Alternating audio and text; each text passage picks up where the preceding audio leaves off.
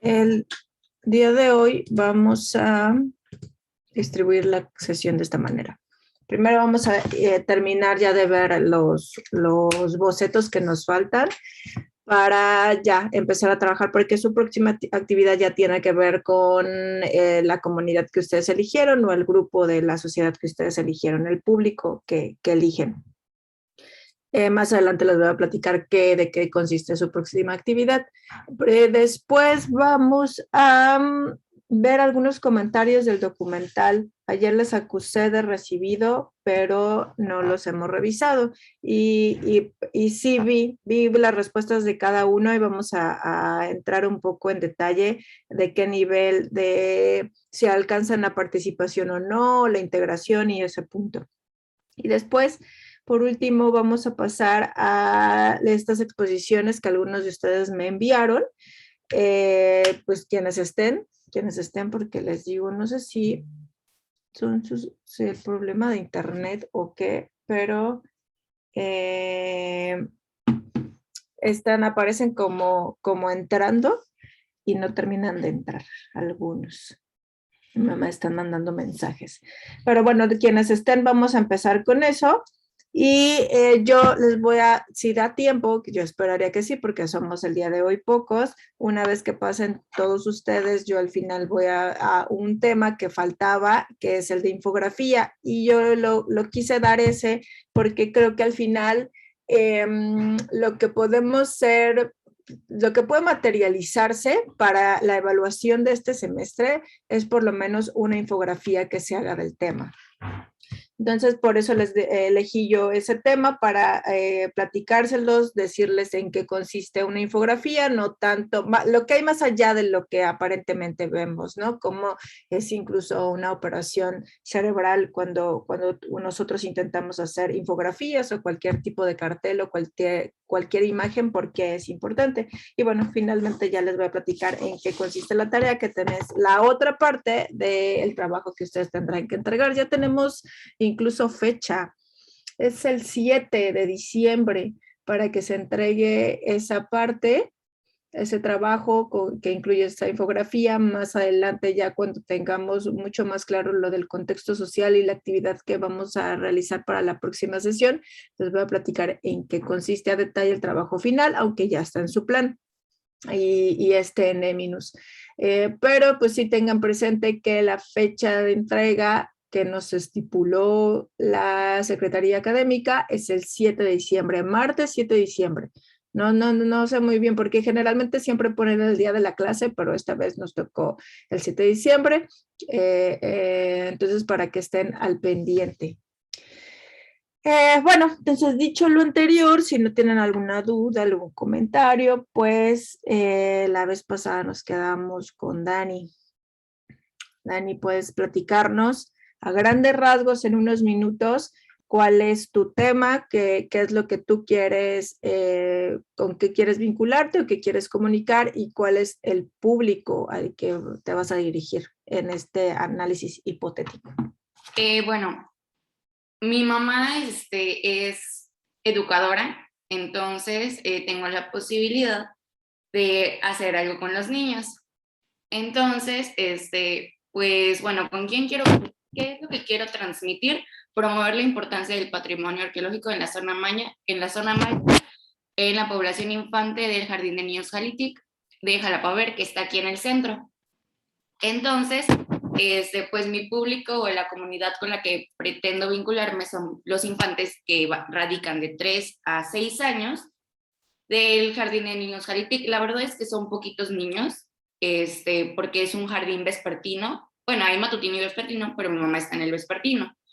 Entonces, las estrategias que yo quisiera abordar con los niños sería obviamente talleres en donde puedan experimentar un contacto inicial, obviamente porque los niños, por ejemplo, de 3 años todavía algunos todavía van a acompañar al baño, diversas cuestiones que pues realmente no se puede hacer como que un proyecto tan amplio, ¿no? O sea, tan largo.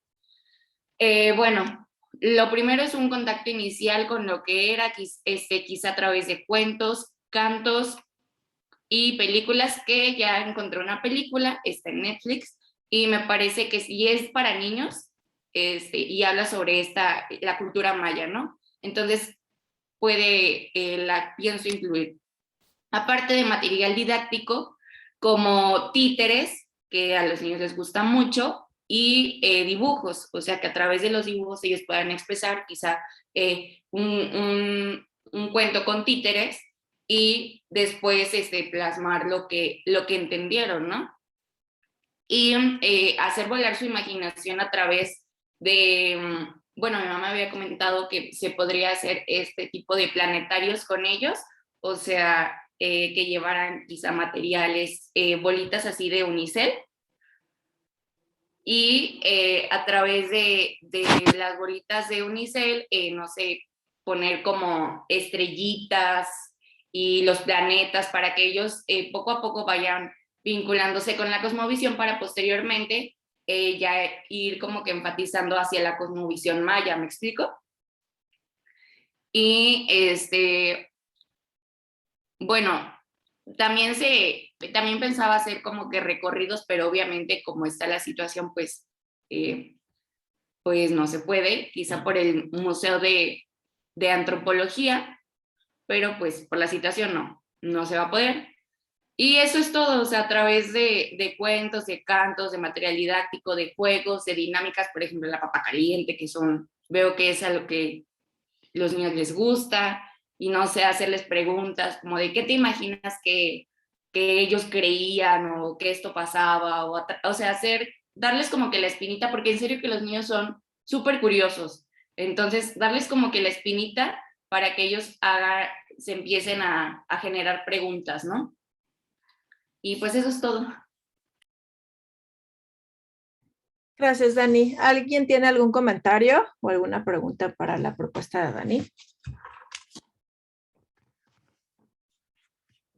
¿Qué te voy a decir qué pienso, Dani? Bueno, a mí me parece bien lo del patrimonio cultural, pero te voy a decir que me parece un poquito complicado. Quiero ser tan específica en lo del área maya y en lo de la cosmovisión, porque piensen en nosotros, ¿no? Yo creo que muchos de nosotros no fue hasta la carrera que nos topamos con el concepto de cosmovisión, ¿no? Y fue ya un poco más avanzado en la clase de religiones o poco a poco en las clases donde vamos tocando, que no, tenemos como esa definición mucho más clara de lo que es cosmovisión. Yo te voy a sugerir algo. Y te lo digo porque tengo justamente niños, no son de 3 años ni 6, son de, bueno, casi 3 años, y por eso lo pienso, ¿no? Y tu mamá tiene mucho más experiencia que yo en ese sentido. Yo pensaría, mi sugerencia es que seas mucho más general y que creo que aquí sí valdría la pena y sí sería importante que empieces desde lo básico, es decir, desde la arqueología, ¿no? Ya no te metas tanto con el área maya o con la Costa del Golfo o con algo así, sino simplemente la arqueología, ¿no? Y pienso en los niños de 5 o 6 años que ya lo tienen. Bueno, la verdad es que yo les confieso, yo no tengo contacto con otro niño, ni no tengo sobrinos, ni nada, salvo mis hijos, que tienen 2 años y medio. Entonces ha sido como, no sé cómo es, no recuerdo cómo son los niños de 5 y 6 años, la verdad, ¿no?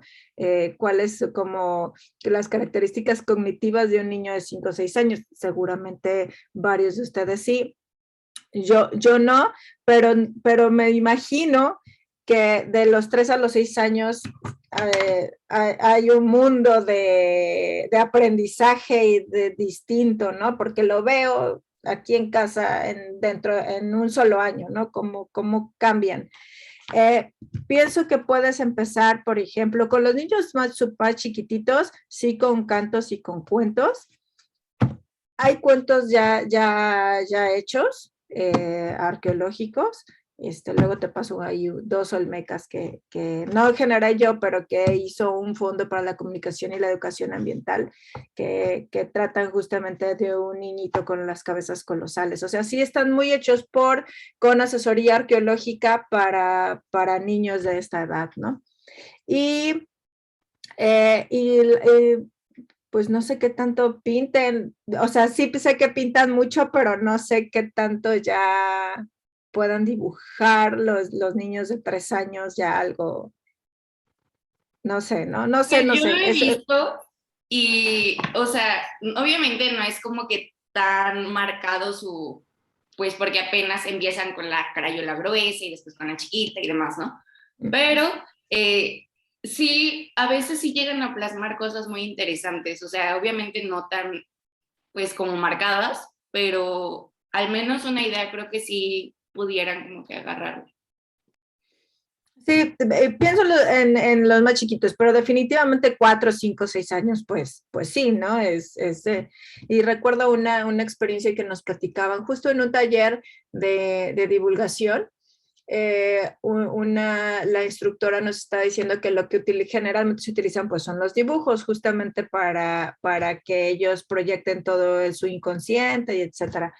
Y que la parte más dura era justo cuando se daban cuenta que había situaciones muy complicadas, ¿no? No sé, como de abuso y ese tipo de cosas. Y ella era bióloga. La instructora nos lo estaba dando desde el punto de vista de, bueno, cómo un científico va y se acerca a la gente, pero justo ella incluso yo misma pensé de, porque hizo eso y alguien sí lo externó y porque ella dijo, bueno, yo soy bióloga y no sé, era evidente que algo estaba pasando, pero pues como no es mi área, ya no quise intervenir. Pero incluso alguien le dijo, bueno, pues creo que se busca ayuda, ¿no? Se busca alguien que te guíe y no dejas, si estás viendo eso y es tan evidente, no dejas pues ya que la niña o no sé, ¿no? Son temas súper complicados, pero es algo que se utiliza muchísimo. Y yo lo único que te sugiero aquí es que seas mucho más general, o sea, no toques, creo que tu objetivo sí tiene que ver con un poco con que ellos vayan haciéndose a la idea de que existe una ciencia que estudia el pasado y que esta ciencia está muy relacionada con hacer historias o parte de la historia, por eso lo de los cuentos. No sé, pienso también en estos talleres que funcionan mucho y que en tu caso sí funcionaría, no tanto los que comentábamos de quién era Malina Lía y alguien más y yo misma que queríamos hacer excavaciones en el sitio y que eso salía contraproducente, pero en tu caso hay muchísimas cosas, hay mucho material.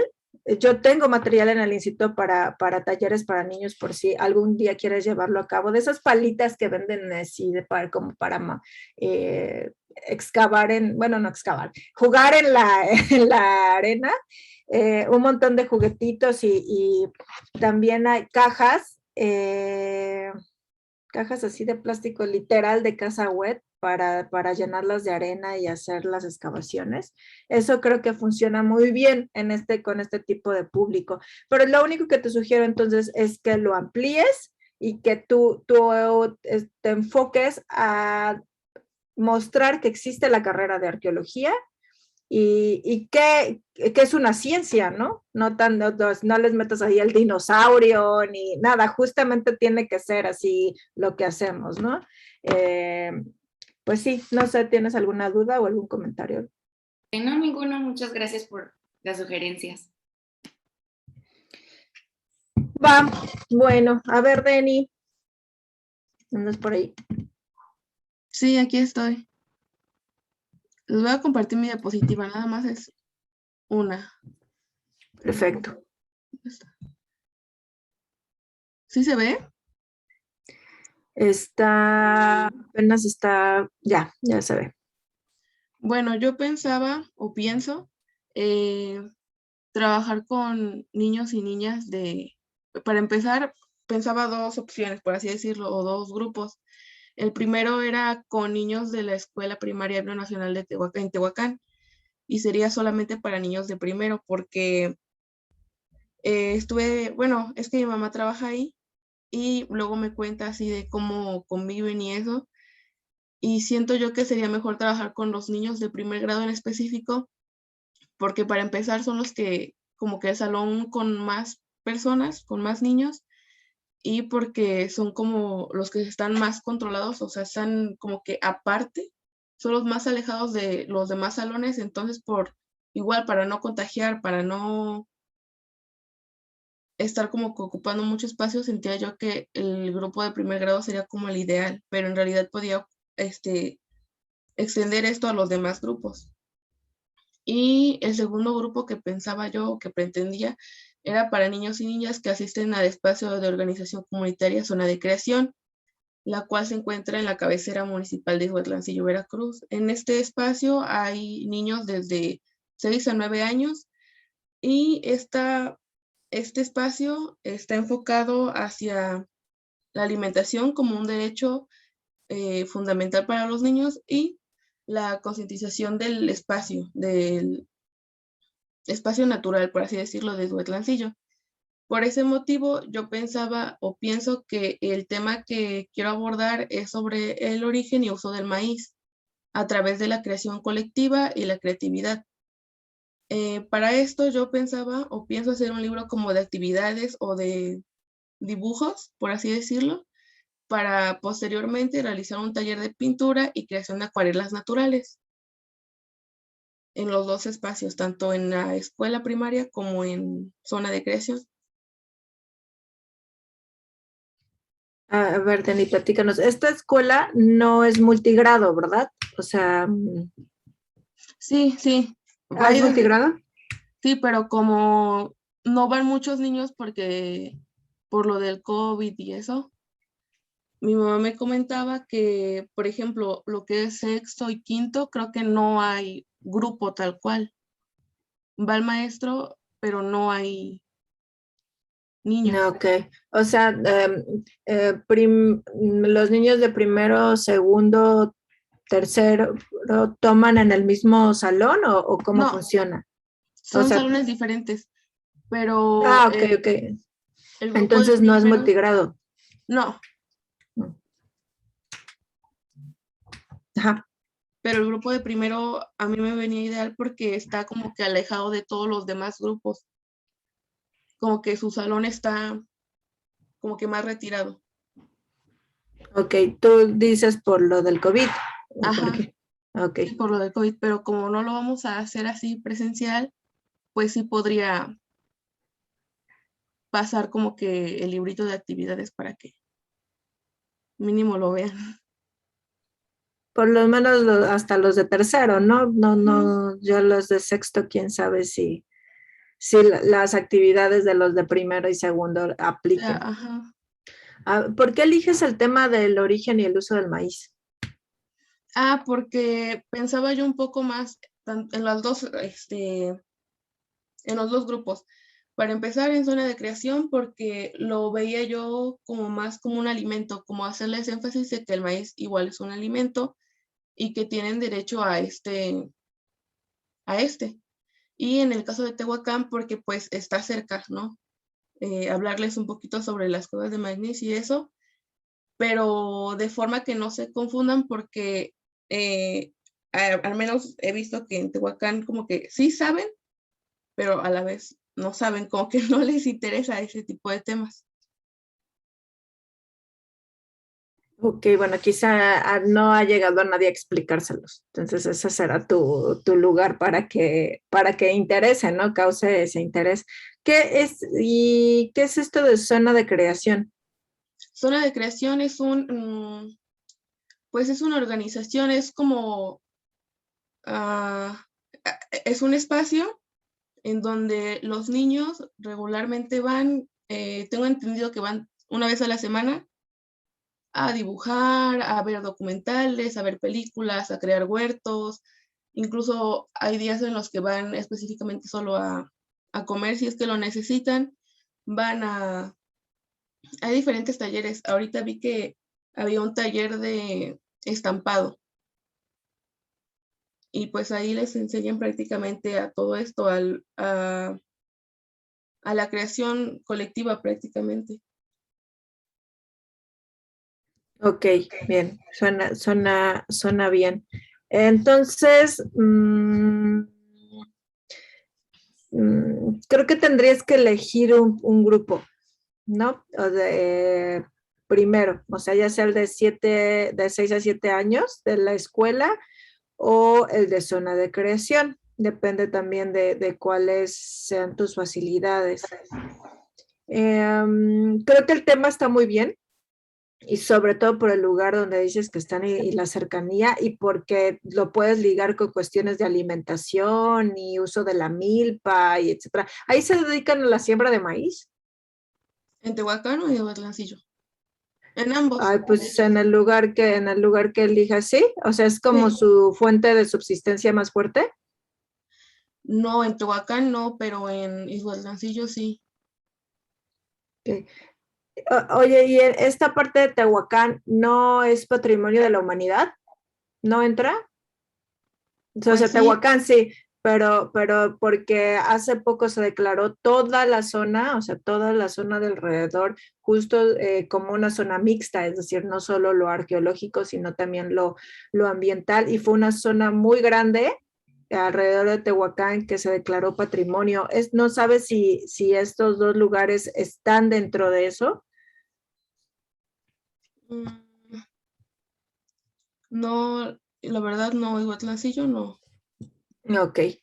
Ok, bueno, entonces, el tema está bien. Pienso que tienes que elegir entre uno o dos grupos primero para que no te satures y vamos a ver cómo todas las estrategias de vinculación primero pasan por un proyecto piloto, ¿no? Nosotros no vamos a llegar a ese punto, como les mencionaba, pero ahí parte de toda la construcción de la estrategia es que uno haga una práctica piloto y se evalúe, lo mencionábamos la vez pasada, ¿no? Tenemos que evaluar cómo va nuestro proyecto o si las estrategias que estamos proponiendo son las adecuadas. Quizá de repente una cosa que nunca hacemos y que se da por hecho es que no va a haber gente con alguna capacidad diferente, ¿no? Y entonces de repente, no sé, les ponemos a hacer dibujos, por ejemplo, y quizá pues no sé, no ven, o vamos y les damos una charla y quizá hay gente que no escucha. Entonces, lo primero que tenemos que hacer siempre, bueno, o en este momento no lo van a hacer, pero cada que nos acerquemos a una comunidad o a un público, lo primero que debemos de preguntar es si hay gente que tiene una capacidad distinta o problemáticas para ver o para escuchar o para moverse, porque pues, no los vamos a poner a hacer o los juegos o algo así. Entonces, es una manera de inclusión que tiene que ver. Y eso es parte de lo que se observa en el pilotaje, ¿no? Si funciona, no, después se evalúa y ya se lleva a cabo. Entonces, en primera instancia, piensa en uno de estos dos grupos que tú pones y si funciona, pues ya lo puedes extender. Eso estaría bien. Y lo de los dibujos, digo, lo de el libro de actividades, está bien. Yo pensaría más, ¿en qué piensas cuando dices un libro de actividades? Mejor dicho, a ver, platica. Bueno, yo pensaba como que incluir dibujos, como de esas actividades que son como para relacionar, un dibujito aquí y otro por aquí y los relacionan, una sopa de letras y así, o sea, actividades pero chiquitas, por así decirlo. Bueno, el libro está perfecto.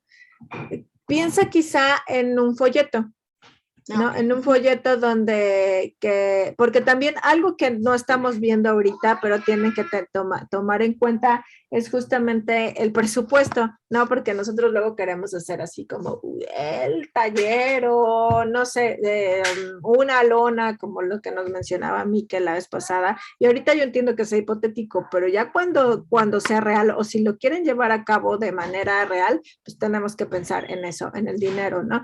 y pensar en un libro de actividades, pues implica dinero. Yo pensaría que quizá tú vayas planeando para esta estrategia un folleto. Uno de esos folletos, no sé si los han visto, que no tanto un librito, sino esos como que se desdoblan y se convierten en algo grande. Ahí va, ahí tengo, yo siempre veo uno, lo guardo porque algún día haré uno similar de arqueología, pero piensen en algo así, que donde venga una sopa de letras, donde venga, no sé, todo lo que estás planeando. Y eso también para que ellos lo tengan, pero también recuerda que una de las estrategias con niños de evaluación es que ellos pinten para que tú te quedes con esa información, justo por lo que mencionábamos con Dani y lo que mencionábamos la clase pasada, de todas estas representaciones sociales y toda esta teoría que hay de que tú así vas a evaluar si a ellos o no se les quedó lo que tú quieres compartirle, en este caso el uso del maíz y el origen del maíz, ¿no? Entonces piensa también, aparte de ese libro, ¿qué era otra cosa? ¿Libro y qué? Era un como taller de creación de acuarelas naturales. Eso. Bueno, lo bueno que ahora, porque generalmente se lo quieren llevar a su casa y está bien, ¿no? Es parte del taller, es parte de lo que nosotros hacemos. Y que se les quede. Pero ahorita con fotografías, porque lo ideal es que ustedes se queden con esa parte documental para analizar todos esos dibujos y no solo les sirva su propio proyecto, sino para que vean si está funcionando o no esta estrategia de vinculación. Pero está bien, muy bien lo de las acuarelas. Solo te sugiero, elige un grupo de esos dos y también lo que te decía del libro, cámbialo por folleto y lo ideal, aquí es cuando entra, porque todos esos trabajos son interdisciplinarios, piensa si ¿tienes amigos o amigas en pedagogía? Sí, sí tengo. Bueno, y tu mamá dices que está, ¿no? ¿Da clases? ¿Dijiste? Ajá, sí, da Ok, clases. o sea que sí te asesoren en ese tipo de didácticas, porque nosotros, nosotros, como nuestra formación es otra,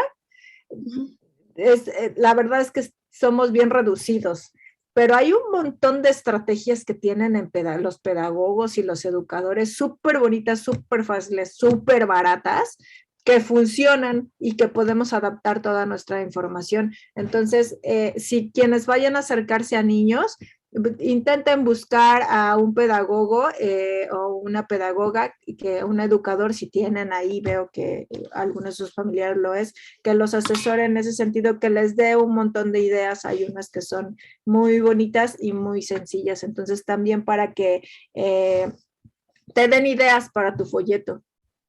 Sí, está bien. Muchas gracias. No, de qué a ti. Bueno, y nos queda Alicia. Alicia, ¿estás por ahí?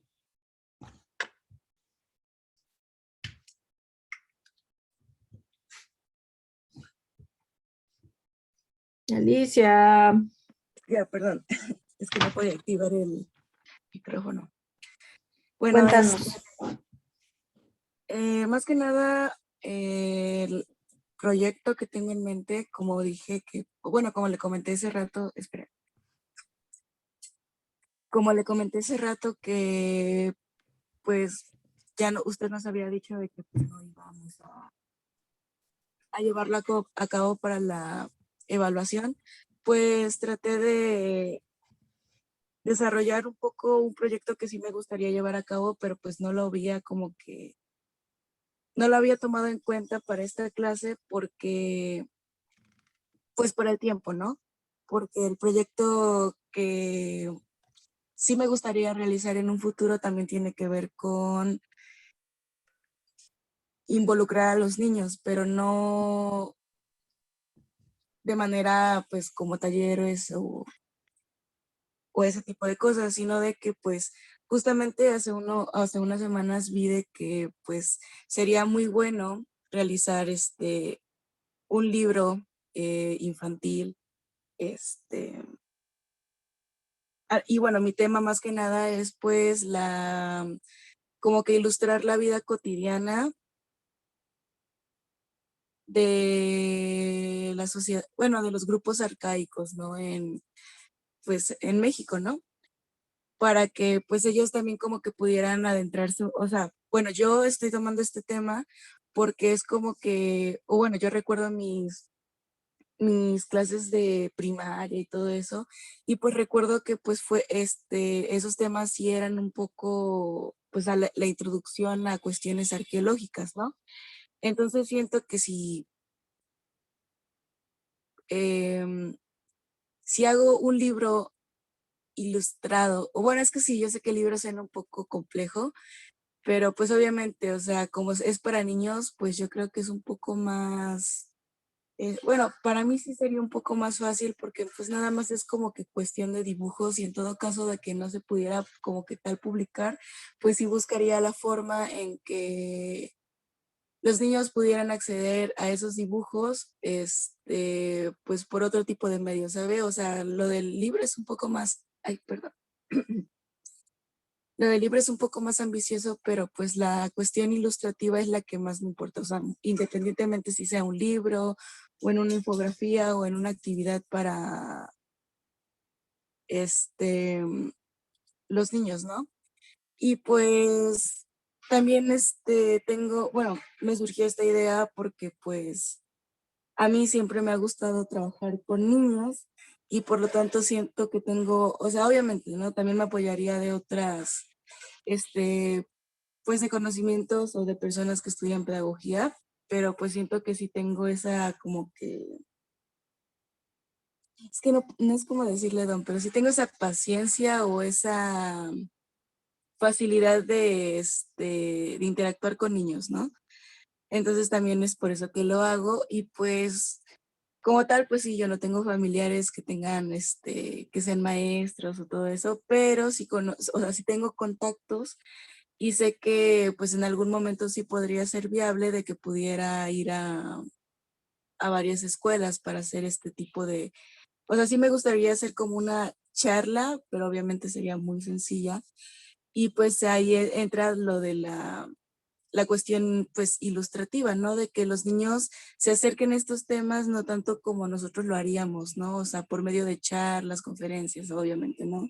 Sino de que pues acerquen esos temas por medio de dibujos, que ellos sean los que se interesen por este tipo de temas, ¿no? No sé cómo explicarlo.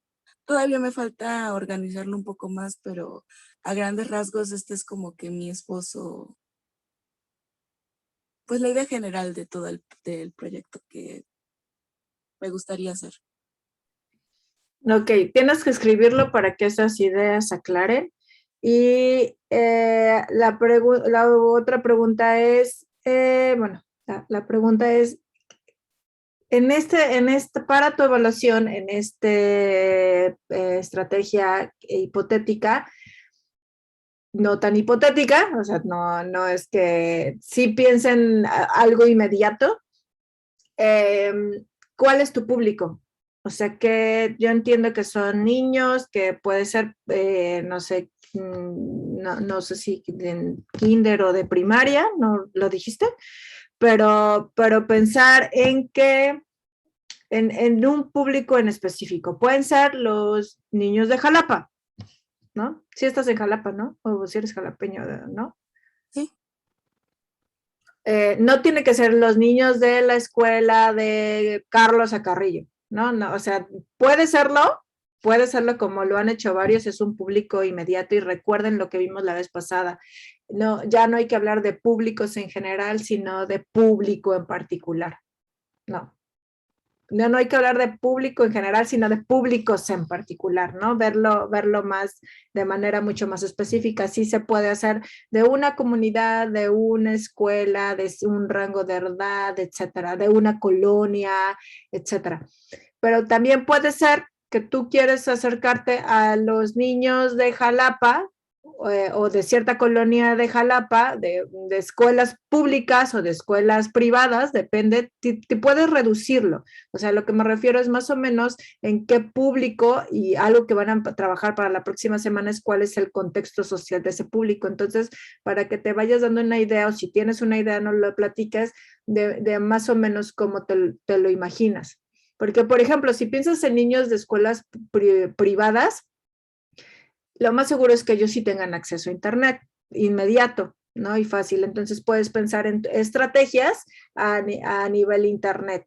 O si son escuelas públicas, de repente la verdad es que muchas escuelas públicas sí buscan, también las privadas, pero sí buscan ya la cercanía o el vínculo con especialistas para que les vayan a dar, no sé, alguna divulgación en general. Y lo otro, ahorita nos dices lo del público, velo pensando. Lo otro es que recuerden que, o lo vamos a ver ahorita con lo que nos van a platicar y con lo que yo voy a iniciar la segunda parte de la clase, es que una táctica o una herramienta, nuestra estrategia es todo. O sea, es desde que ubicas lo que ustedes me están platicando ahorita o nos están platicando todos de cuál es el tema, cuál es el público, cuáles son las tácticas, pensar en el presupuesto, en este cronograma, es todo eso. Pero las tácticas, los instrumentos y las herramientas es lo que vamos a ver con algunos casos, como lo de los museos es una táctica, los talleres es otro, las infografías son otras, etcétera, etcétera. Y no significa que no, los monólogos científicos de los que les platicaba la vez pasada son otra, las conferencias son otras, entonces no significa que tengan que usar uno va a funcionar mejor si lo utilizan en compañía de otro. Vamos a ver en el caso de las infografías. Las infografías por sí solas no funcionan. La verdad es que funcionan muy poco y tienen mucho mayor impacto cuando las acompañas de una charla o si das tu infografía o la charla la acompañas de un taller, etcétera, etcétera. Pero todo tiene que estar incluido y construido dentro de una estrategia. Aquí justo la primera pregunta, Alicia, que te hago es si has pensado en un público en específico o una comunidad, un grupo en específico. Pues más que nada en niños de 5, 7 años máximo. Que serán, es que ahí, mira, de Sería 5 a como 7... Sería, más que nada sería como la transición entre el último grado de jardín y los primeros años de primaria. Ahí ya vas a tener un problema. Bueno, no un problema, pero sí una complicación, porque entonces tienes que buscar 2 escenarios. Un kinder y una primaria. Sería súper interesante porque sí vas a ver ese cambio, ¿no? Que existe evidentemente porque se está cambiando de un nivel, la edad en la que cambias de un nivel educativo a otro, pero si quieres para los términos de esta estrategia, piensa en un público así, pero si algún día lo quieres llevar a cabo, sí te vas a topar con esa complejidad de usar 2 escenarios, ¿no? Entonces, primero, aunque lo puedes hacer y sería lo ideal, primero siempre piensa en uno. Ok, y ¿tienes idea más o menos si quieres reducirlo, mejor dicho, a alguna colonia, algún sector, puede ser a un sector socioeconómico? ¿Cómo vas a sesgar más esos niños de entre 3 y 7 años? ¿O qué era? No, ¿qué era? 5 y 7 años. Ajá, pues la verdad todavía no he pensado en eso porque, o sea, yo pensaba más como poder ir a las escuelas a las que se me pudiera dar permiso, ¿no?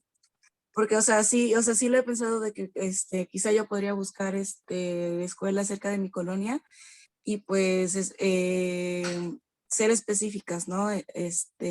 Con esas escuelas, pero pues, no sé, siento que sí podría ser un problema eso de que no se me pudiera dar permiso para poder hablar con los niños o no hay disponibilidad o ese tipo de cosas.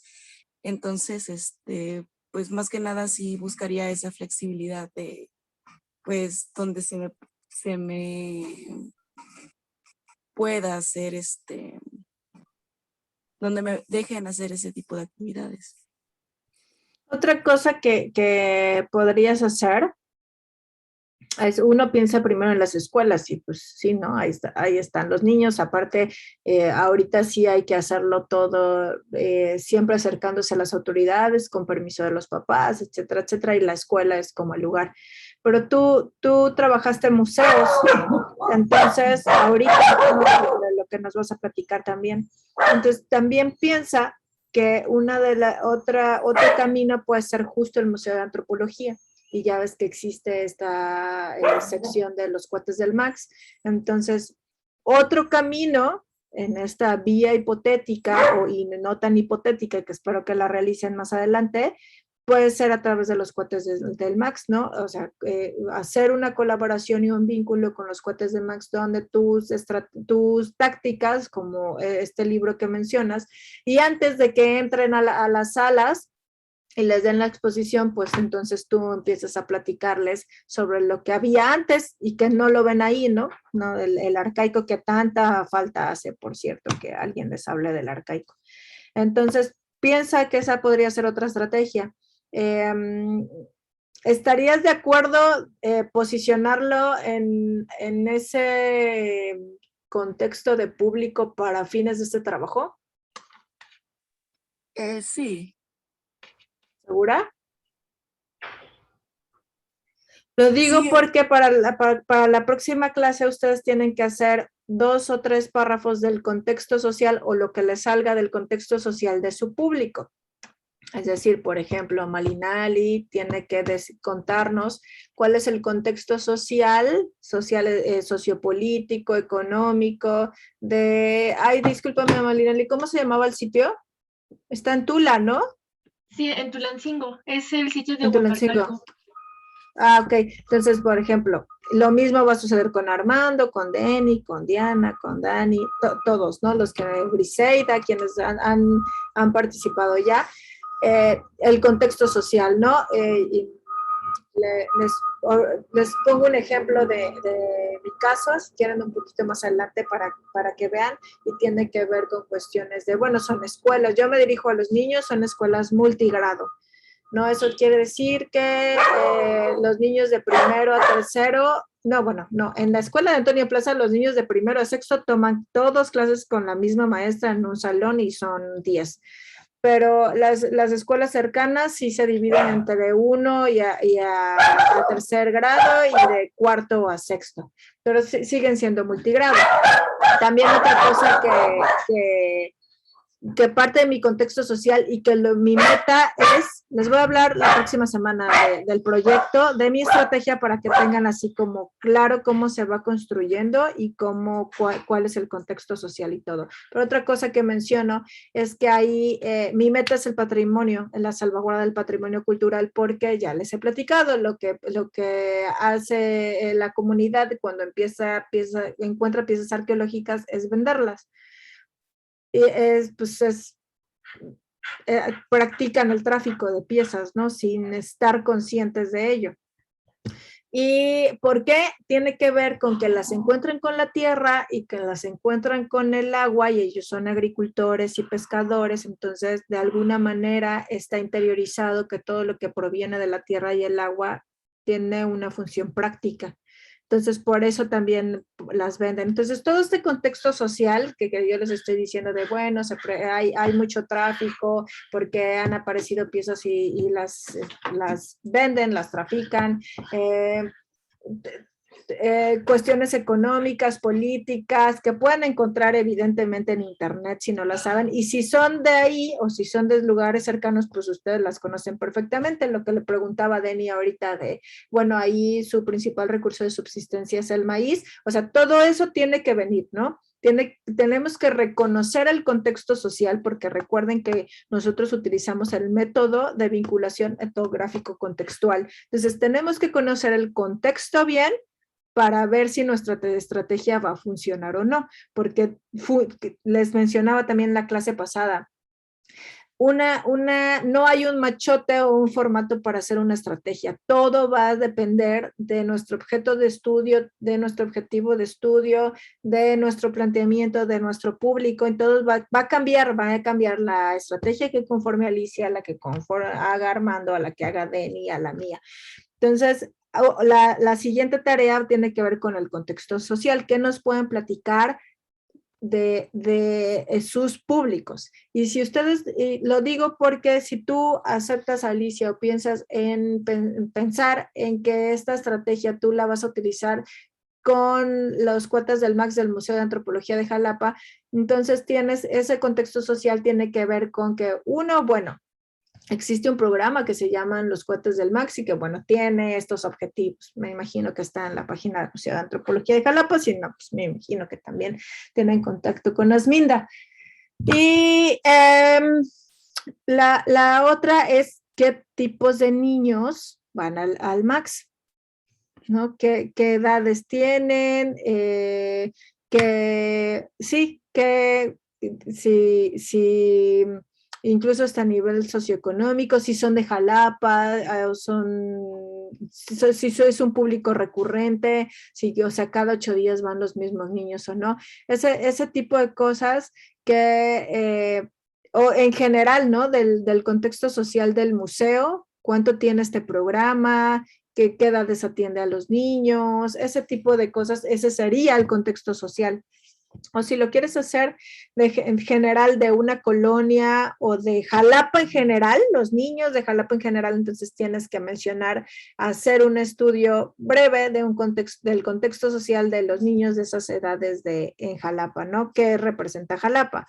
Es la capital del estado, generalmente, bueno, es que sí, tienes que reducirlo más, porque las diferencias que hay en un público tan grande como el jalapeño, pues eso hace que te extiendas más en el contexto social. Entonces, mientras más reducido sea o segmentado sea su público, su alcance va a ser mayor e inmediato. ¿Y por qué? Porque tienen un contexto social más claro de ese público. ¿Sí me explico, Alicia?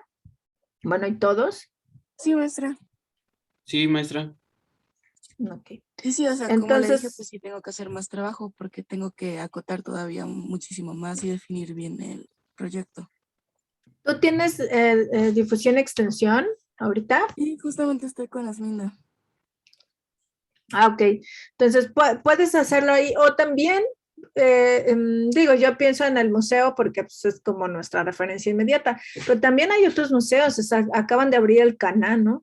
El CANA, que es el Museo de Ciencia y Tecnología del COBEICIDET, y que justamente no tiene esa parte. Hace poco estaba hablando con el director y me decía, no, o sea, nosotros no tenemos una parte. A mí me encantaría meter un taller de arqueología y bla, bla, bla. O sea, llegan y bueno, es el punto, realmente, si ustedes han ido vayan, porque así está muy padre aparte.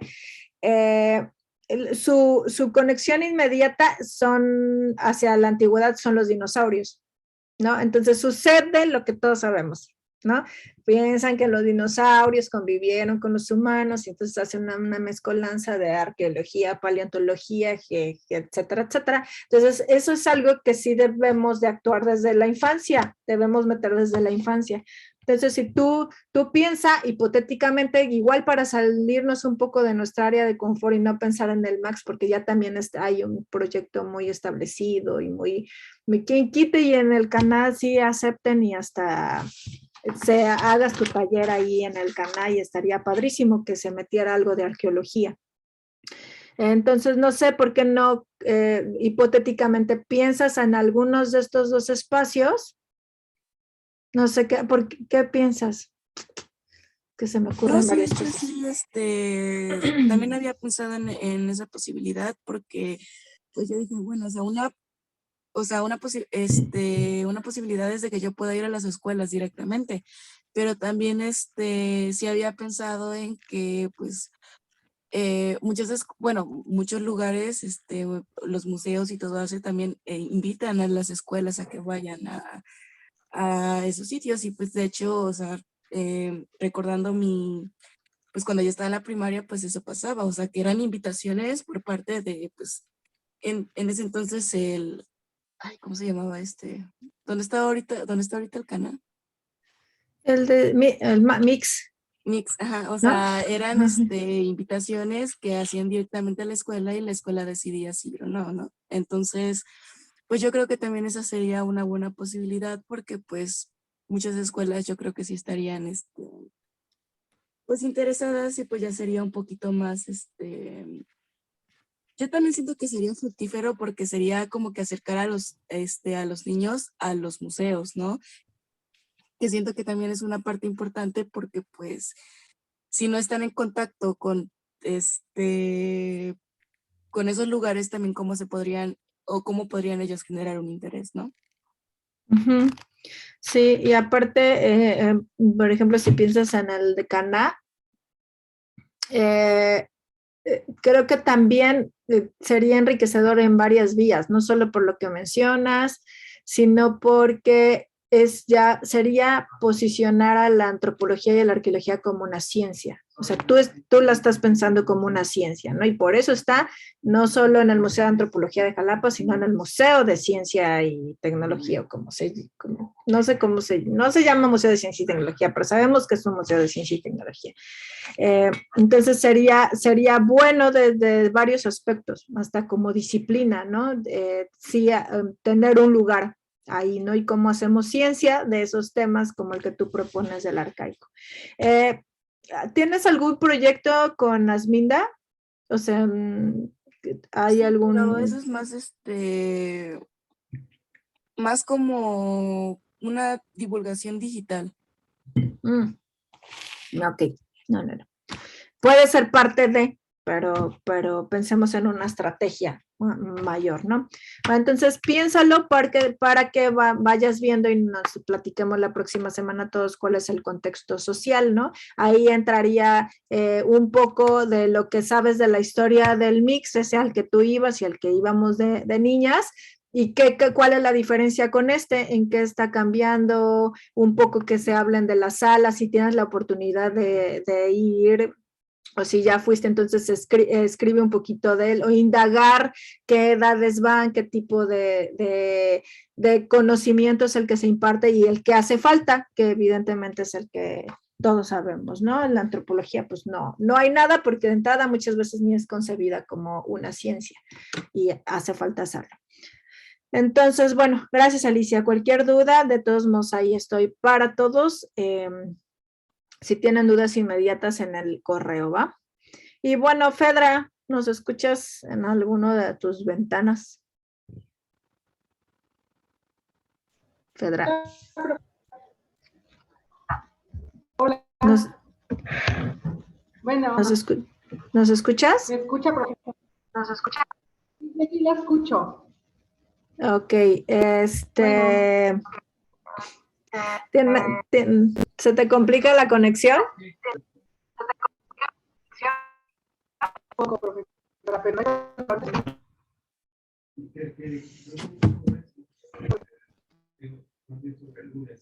No, pues ya empeoró, porque no te escucho. ¿O alguien más la escucha?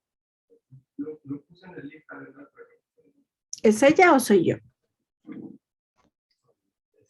Es ella porque usted sí se escucha bien.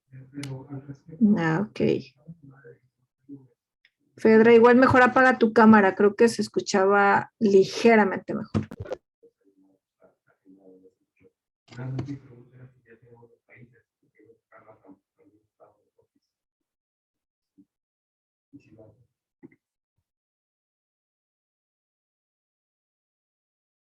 ¿Nos escuchas, Fedra? Igual apaga tu cámara para que fluya mejor.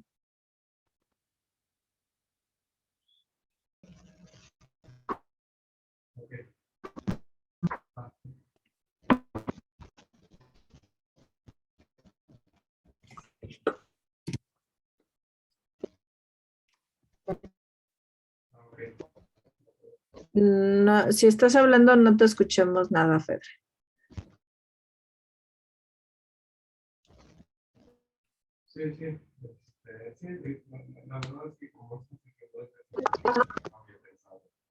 ¿Tú nos logras escuchar bien a nosotros?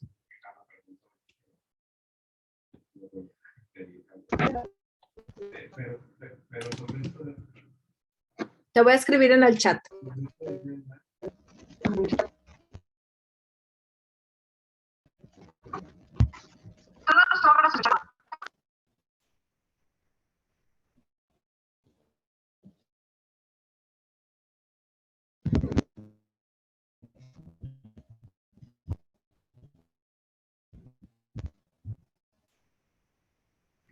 Te estoy mandándome un mensaje por chat, Fedra, por si no nos escuchas. O sea, nosotros no te escuchamos.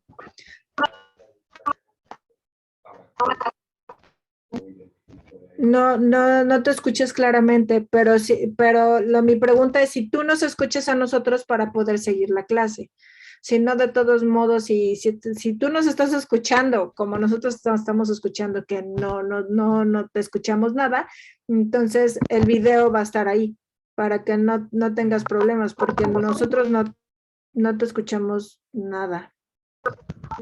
Se corta la conexión.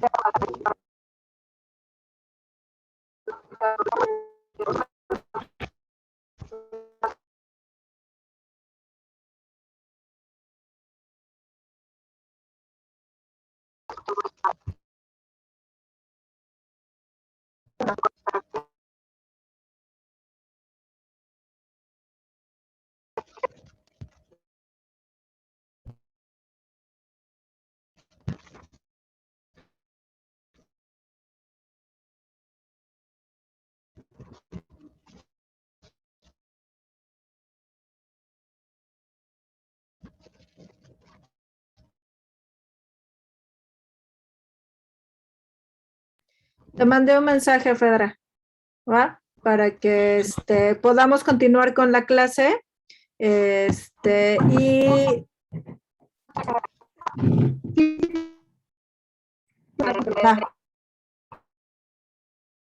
ya nada más ponme ok si te llegó el mensaje, porque la verdad es que no te escuchamos nada y creo que tú tampoco. Entonces, el video va a estar ahí y si tú logras mantener esta conexión y nos escuchas, pues evidentemente puedes estar aquí, ¿no?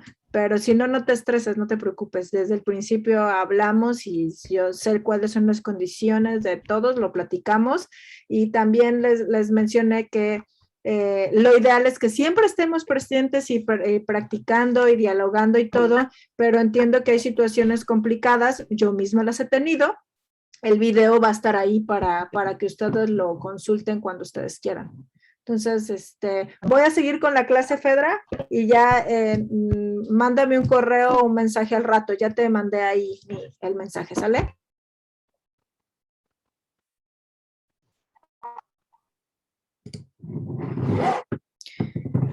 Ok, voy a seguir con la clase. Y ahorita lo que vamos a hacer, nada más brevemente, vamos a platicar sobre el documental de manera muy breve. ¿Qué les pareció? Este documental de Paricutín. Ay, a mí me gustó mucho. La verdad es que el ver a las personas y, por ejemplo, al principio hablan en una lengua que me parece es la purépecha, pero no estoy segura. Y de hecho hasta le tomé captura a una frase que me gustó mucho porque habla como que de cómo se fue el volcán extendiendo y las personas lo transmiten, ¿no? O sea, porque hasta hablan con sentimientos diciendo, no, es que yo vi cómo es que y obviamente con su lenguaje, ¿no? Muy propio, muy de, pues, era como que la lava, o sea, obviamente no decía lava, pero se asemejaban como que intentaban explicarlo, por ejemplo, que se cuajaba, ¿no? Pues no sé, como que un lenguaje muy propio de ellos. Y la verdad es que me gustó mucho, aparte de que las personas se veían como que realmente tenían ese sentimiento, ¿no? Y que las habían sacado pues de donde estaban y tuvieron que emigrar a otras comunidades. Ok, gracias, Dani. ¿Alguien más?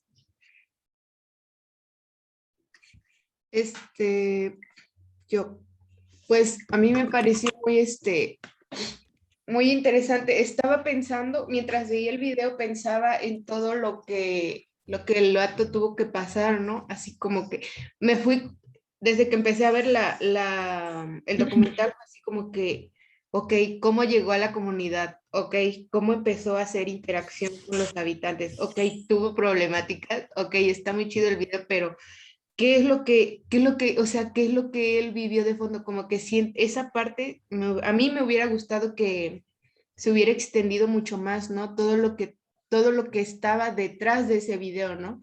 Y por otro lado, este, me pareció súper interesante este desplazamiento por un medio natural, por un medio natural, ¿no? Cómo se cambió, o sea, esta parte donde dicen que incluso acarreaban a sus muertos, o sea, sacaban a sus muertos del panteón para llevárselos a otro pueblo, a otro lugar donde ellos se iban a ir, dije, wow, estos tienen muy arraigado este sentimiento de, ay, ¿cómo decirlo? Como de su cultura, ¿no? O sea, esta parte de los muertos para ello es un significado que no se está abordando como debería.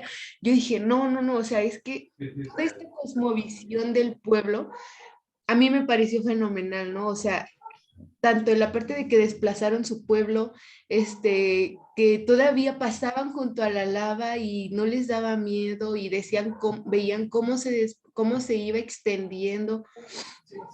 Muy interesante, la verdad estuvo muy chido. Bien, gracias, Dani, Diana. O sea, Dani y Diana.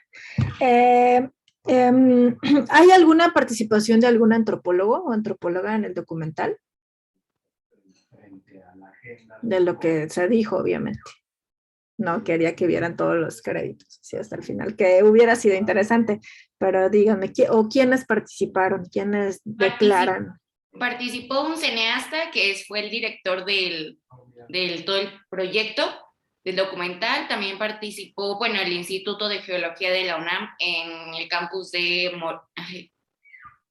Morelia, creo, que también estuvo un geólogo, también estuvo uno que se dedica al estudio de los volcanes, vulcanólogo, me parece que se dice así.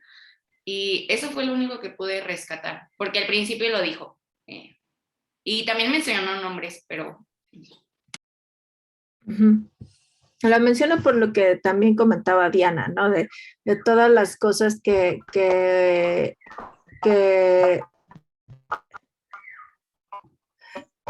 ¿Quieres participar, Fedra? ¿O se te abrió el micrófono?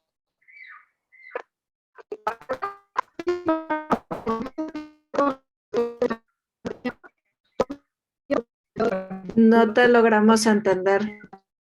No, pero si nos lo escribes en el chat, porque no te escuchamos. Escríbenos en el chat, Fedra. A ver.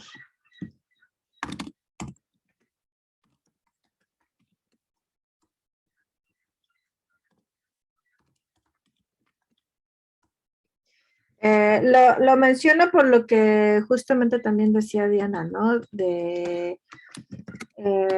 Mientras uno lo va, cómo ya hasta aparece la perspectiva antropológica, ¿no? En nuestro caso. Y me imagino que a los arqueólogos también les surge también otras dudas, ¿no? Hablando de la geología y poniendo también ahí esta visión arqueológica de todas estas preguntas como antropólogos que ya tenemos por la formación que han llevado durante la carrera, ya están en los últimos semestres, y cómo debieron abordarse ciertos temas que no se abordaron porque no era el objetivo del documental, pero también con lo que dice Diana, ¿no? Sería tan interesante ver ciertos aspectos del montón que aparecen ahí con una visión antropológica, ¿no? Y uno también se pregunta, ¿estas entrevistas siguieron un método o se están dentro del método etnográfico? Todo lo que hay detrás justamente, ¿no? Pero tampoco era el objetivo de ese documental, ¿no? Me imagino que eso nos llama la atención justamente por nuestra formación, pero los objetivos que ellos tienen, pues me parece que se cumplen. Aquí la pregunta que yo les hacía y les voy a proyectar la pantalla, tenía que ver con la sesión, que por eso les puse este documental, que se encargue de ver este documental, esta sesión que nos tocó la vez pasada sobre niveles de interacción, ¿no? Y estos niveles que van, ustedes recordarán de lo que conocemos como déficit, que es solamente pues sí, transmitir información, pero sí que haya un vínculo o un diálogo. Y también está el contextual, integrador. Y otra cosa que les mencionaba era la pregunta, ¿esos llegan a la interacción? ¿Se provoca una participación? ¿O se adquiere un compromiso como parte de la sociedad para este proyecto? Y estaba viendo sus respuestas. La mayoría de ustedes coincide. ¿Me pueden decir más o menos que uno o dos casos de lo que ustedes percibieron respecto a esta diapositiva o este nivel de vinculación para ver si estamos en el mismo contexto todos? ¿Qué piensan? ¿Es interacción? Es decir, solo se demuestra que se está escuchando en esta entrevista, hay una comunicación, hay un diálogo, se fomentó el interés por la ciencia, se fomentó ante la comunidad, se fomentó el interés por la geología y Sí, se está participando, ¿sí? A ver, cuéntanos, Dani, ¿tú yo qué creo que percibiste? sí, porque después de cada testimonio hacían como una cápsula en donde se encontraba, por ejemplo, dentro de el volcán, uno del Instituto de Geología, y hablaba sobre, no sé, como datos curiosos, por ejemplo, de que el volcán, de que era una zona muy volcánica, que México tenía el 60% de volcán, etcétera, ¿no? Entonces creo que eso sí es como para fomentar el interés por la ciencia, ¿no? El dar datos curiosos y relevantes sobre el tema para que más personas, aparte de los testimonios ya dados, se interesaran por ello, ¿no? Ok. ¿Alguien opina otra cosa o tiene algún comentario?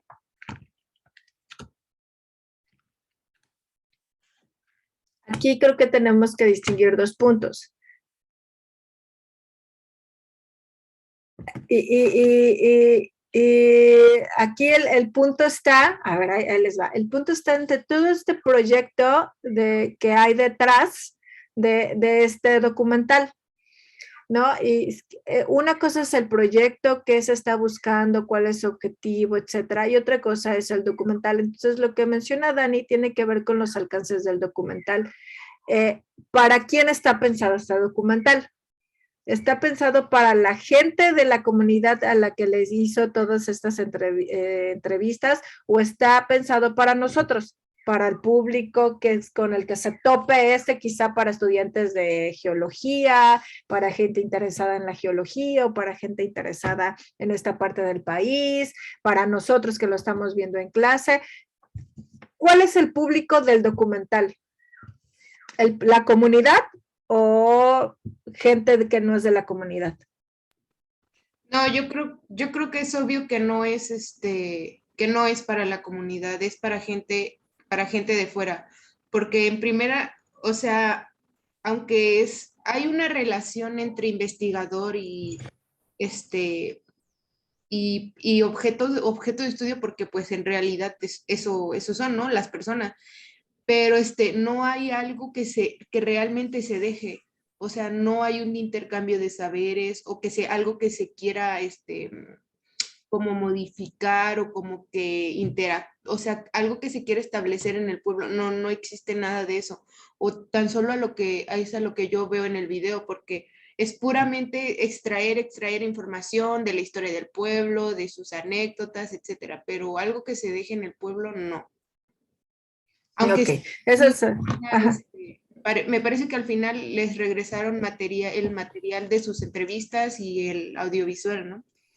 O sea, sí menciona, e incluso también al principio menciona bueno, por cierto, también les enseñamos el documental a ellos, ¿no? Así como, eso es algo que nosotros como antropólogos lo notamos, porque sí creo que nuestra formación sí está y sí nos meten mucho este compromiso de bueno, ya por lo menos déjales un ejemplar de tu tesis. No les va a servir de nada, pero ya mínimo déjales un ejemplar de tu tesis, sea en el peor de los casos, ¿no?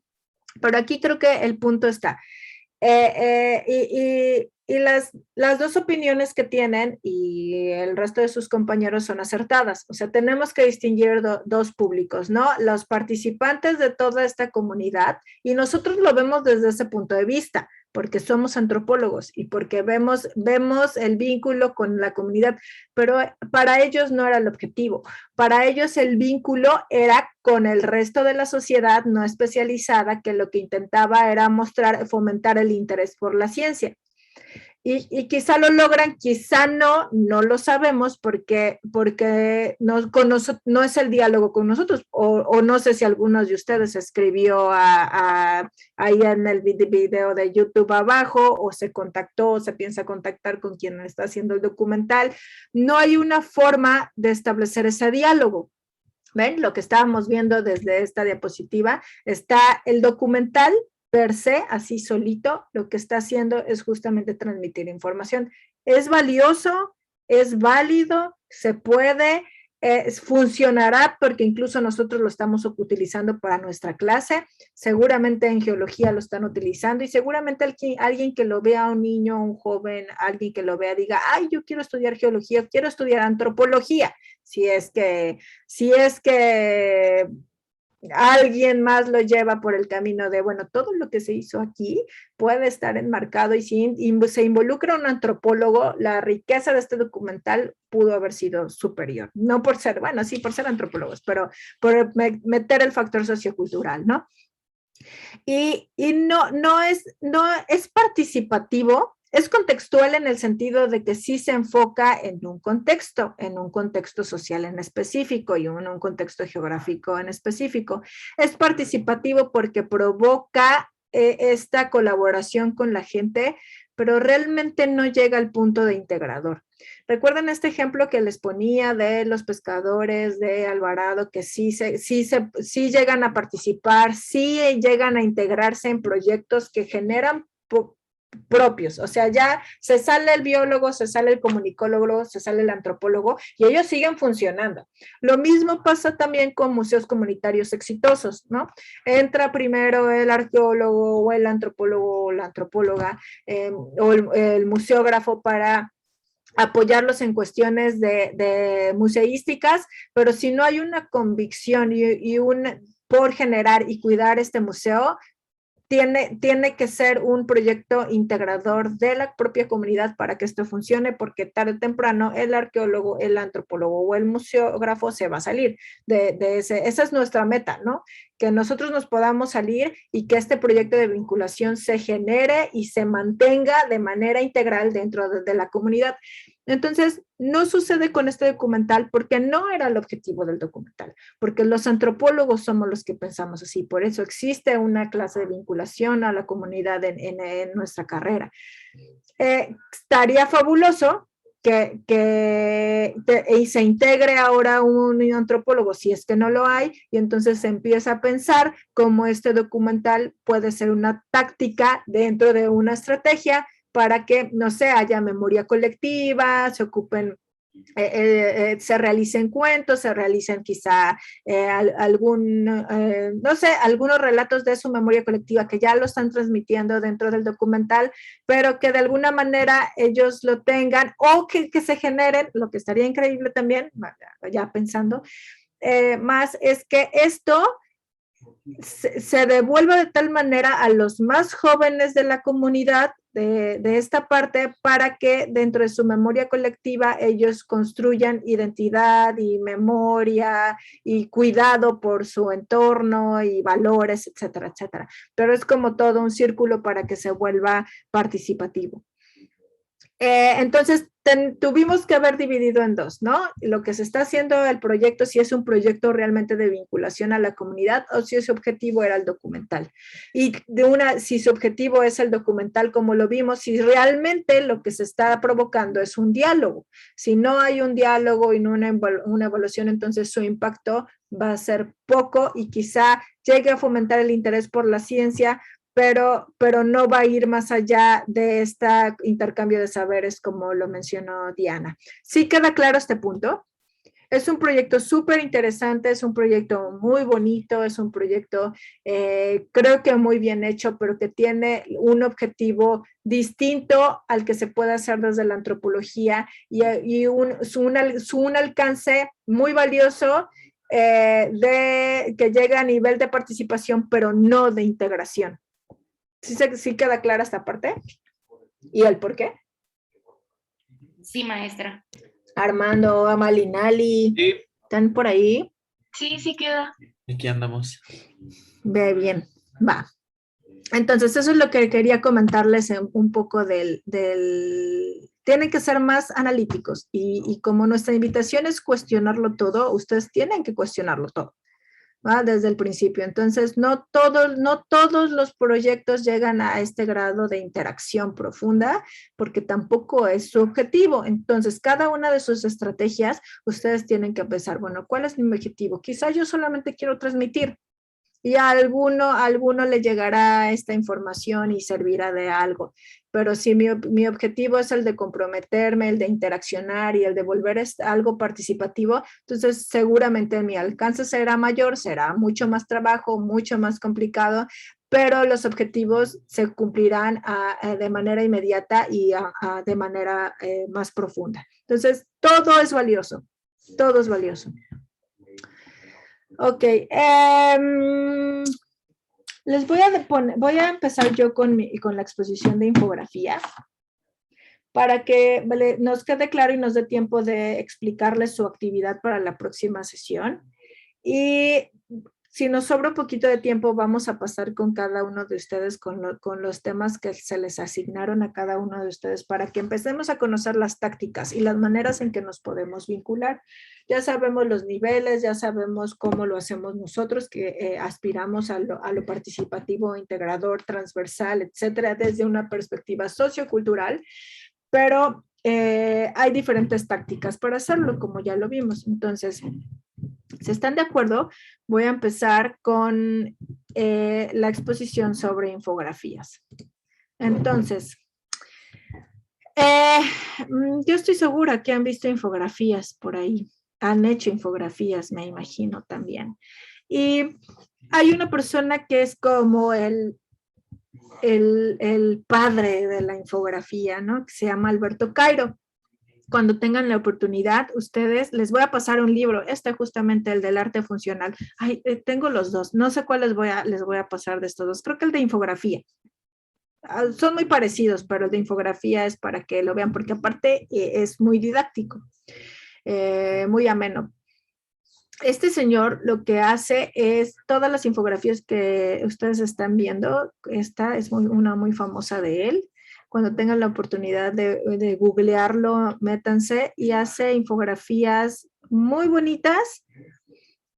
Y es como en este libro que les comentaba que les voy a pasar, viene como el paso a paso de cómo hacer una infografía efectiva y una infografía que tiene que ver con todo este proceso que él estudió visual y neurológico que sucede en los humanos cuando vemos infografías.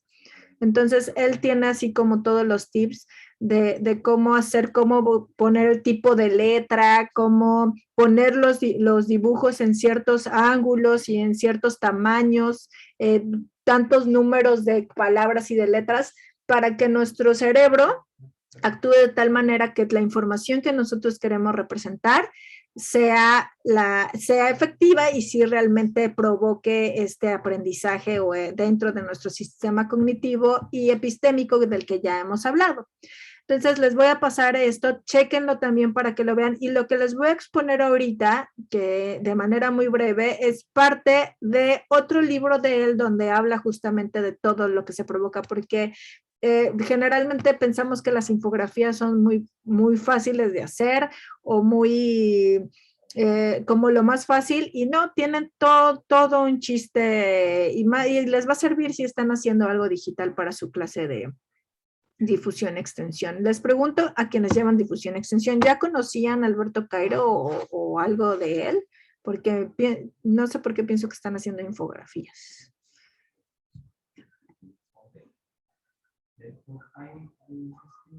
No, yo no había escuchado de él, maestra.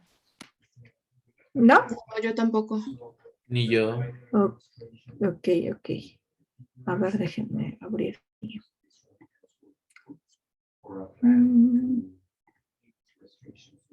Ya está. Bueno, ahí les va. Les decía que yo les pongo esto porque de todas las tácticas que vamos a conocer, pues no espero que formen un museo o formulen algo así. Digo, estaría padrísimo que algún día participemos en un museo comunitario y etcétera. Hay cosas impresionantes. Cuando tocamos el tema, Alicia nos toca el tema de los museos, a ver qué ejemplo les trae, pero yo les traigo uno súper bonito español que es ahorita como lo que debemos aspirar todos los museos, ¿no? Que tenemos, y ojalá algún día tengamos uno así en México, a pesar de que tenemos buenísimos. Pero bueno, les decía, no aspiro a que hagan museos, ni aspiro también a que ni incluso les mencionaba parte de su evaluación, pues no va a ser que ver o que me manden fotos de que están haciendo los talleres o más, es la estrategia y la idea es que se haga, pero sí creo que les mencionaba al principio que tenemos que poner por lo menos una muestra, un pilotaje de qué es lo que se va a mostrar, o si su estrategia ustedes la quieren volver infografía, también es válida. Si su estrategia quieren mandármela en lugar de un texto y quieren hacerla a través de un cartel, adelante. O sea, es parte de todo este aprendizaje que yo espero que adquieran en este mes y cachito que llevamos clases y el que nos falta. Pero sí creo que una parte importante y algo material e inmediato puede ser una infografía, por eso es que empiezo con ella y ya ustedes tomarán la decisión de cuál tomarán. Les mencionaba que Alberto Cairo, esto lo que les voy a hablar ahorita es de un libro de 2011 que se llama El arte funcional, infografía y visualización de información. Y Alberto Cairo es un reportero. Más que reportero, él se dedica a hacer prensa científica. Hay una otra vertiente de la prensa que se dedica a hacer análisis de documentos o artículos muy especializados, y hay gente que se dedica a tratar de pasarla a cuestiones accesibles, ya sea visuales o lenguaje accesible. Es que no se llama traducción, sino se hace todo un intercambio de palabras para que nosotros podamos, el resto del mundo que no son científicos o que no somos especialistas en el tema, podamos integrar a nuestros conocimientos toda esa información. Entonces, eso se llama reportajes científicos. Generalmente se hacen en artículos, pero también a través de infografía y a través de carteles. Es una variante de la comunicación muy, muy interesante que hay.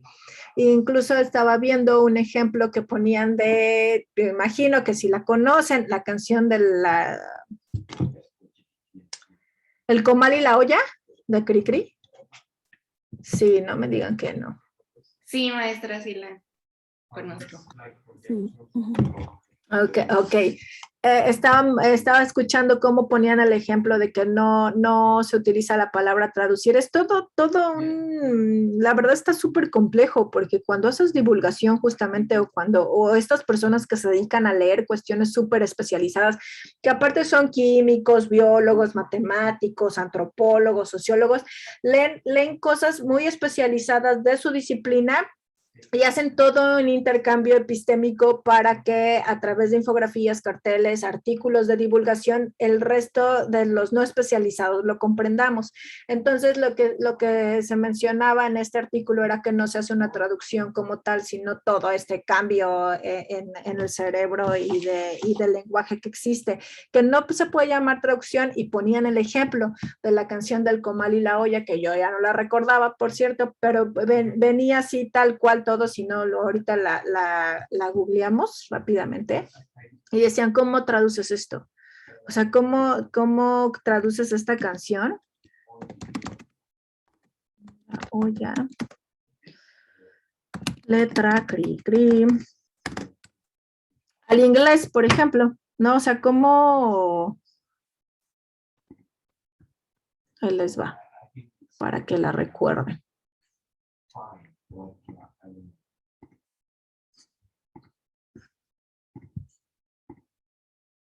O sea, es imposible, ¿no?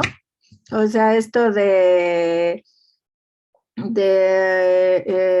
peladote, majadero, hay una parte donde menciona a los tepalcates, tizne, bueno, sí, tizne sí hay una traducción al inglés, tal cual, pero hay muchas palabras que no tienen una traducción como tal, entonces esto lo estaban equiparando a un artículo especializado, no sé, imagínense uno del cambio climático o química, es similar, ¿no? No puedes hacer una traducción tal cual porque no existe. Entonces es todo un proceso y un cambio epistemológico para que se logre hacer este trabajo de divulgación y comunicación. Entonces, una de las estrategias que existen justamente son las infografías, porque utilizan muy poca letra, pero sí la utilizan, entonces, pero en cierta medida. Entonces, lo que dice Alberto Cairo es que nuestro cerebro es un infográfico mental. Entonces piensen en que cuando ustedes van caminando o ahorita en este momento, la imagen que ustedes tienen y que aparte es hasta cierto punto periférica es una infografía. Entonces nuestro cerebro actúa como un infográfico, está grabando imágenes y nuestros recuerdos, nosotros les empezamos a platicar, cuando ustedes están platicando con alguien y les está contando una anécdota o algo, su cerebro está actuando, generando una imagen mental como una infografía sobre esa historia. O si tienen algún recuerdo y de repente lo traen a la mente, su cerebro vuelve a actuar como un infográfico y lo vuelve una imagen. Entonces lo que está diciendo es, nuestro cerebro tiene la capacidad de ver toda la vida en infografías.